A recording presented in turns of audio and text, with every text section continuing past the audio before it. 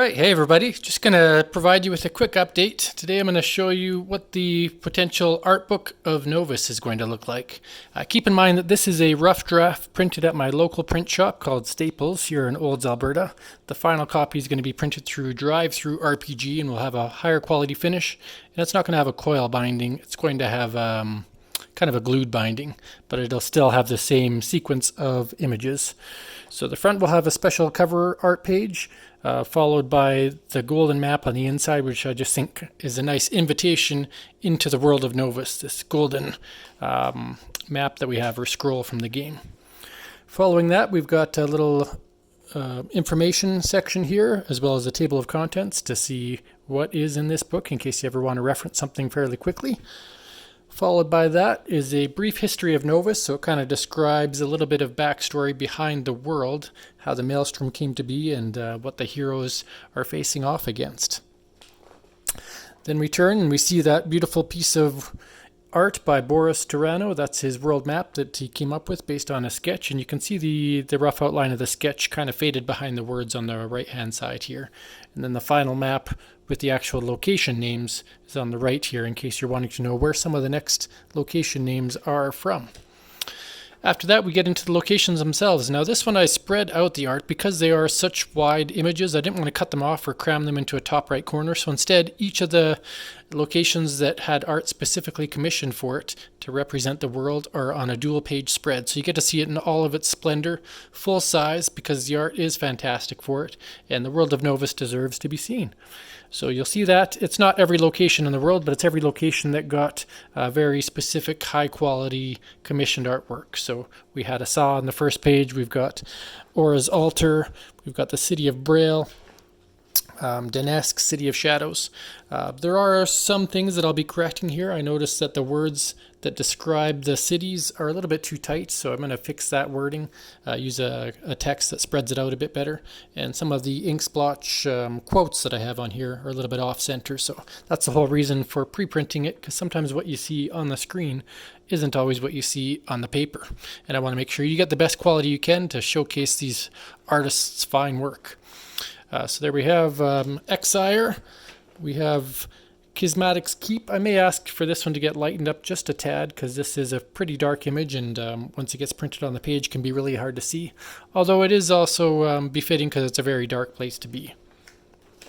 Then we get into the Ridges of Kedar, Serenity Lake, Silverin, Vase City, Vey, and Zandera's Cloud City. This one's by Matthias Simon. Hopefully I'm pronouncing that right. And then we get into the heroes of Novus. And here the characters that I had sketched a year and a half ago are a little bit too dark here, so I'll be lighting those up just so that the words are easy to interpret. Here you can see a quick gradual change in Andrea's art style, and all of the characters that are in this book are by Andrea Butera. So he's got all those amazing high quality pieces. Now they're not quite as landscaped as the location art, so they're able to fit on a single page and still have all the quality that you come to expect. And I went with a black backing instead of a white backing because I think it helped represent the art of the characters that much more, whereas the locations, they could be white siding just because they already envelop most of the page. And so on each of the characters there will be a brief description of the character themselves, and then a little sentence or two about how the art came to be, maybe some of the suggestions by myself or by the artist, Andrea. So there you have it. Each of the characters, all 10 of them now, thanks to the backer support, we were able to get all 10 characters involved into the game. And then, of course, a spread of all the characters together just for that one-shot image, because they look pretty cool when they're all in that one image there. And then we get into the equipment. Now with the equipment, I did something a little bit different, requested from Andrea, and he was kind enough to provide PNG cutouts of some of his artwork. So I took some full images that he provided, as well as plastering on some of the smaller pieces of art, just to add some 3D-ness and kind of a visual elements to the equipment, because they don't have backstory, so to speak, as much as you would get from characters and creatures, but I still wanted it to be in the book because he did such an amazing job illustrating all of this wonderful artwork. And not every single reward or equipment is in this book, but the ones that really stood out and made sense as an amalgamation are together. So the front page is just a quick visual. Then we get into some armor pieces. We get into some magical items, potions, mask. We get into some weapons. We get into a few more basic weapons instead of magical weapons. We've got some magical items here. Right. And so next up we have the creatures of the world. Now each of these could easily have deserved their own page, but given that we had to control the size of the booklet and talk more about the backstory of some of the characters and creatures, I just kept those to one page per style of creature. So we've got the Reptosaur, which represents the monstrosities of the world. Then we've got the humanoids, which is the orc and goblin and oxen and assassin. We've got the undead of the world, we've got the animals of the world, and I'm still deciding if I should put a header on the top or bottom of the page, or even the side. May squeeze that in after. We've got the demons, we've got the magical creatures there, so a representation of each of them. And then we go into the quest creatures after that. Now in here, because the art book is not actually the board game itself, I decided not to call it quest creatures there and just call it the threats of Novus, because these are the creatures that are really endangering the world. The orcs are dangerous, sure, so are the goblins and undead, but it's these giant creatures that are really the biggest threat to humanity on Novus.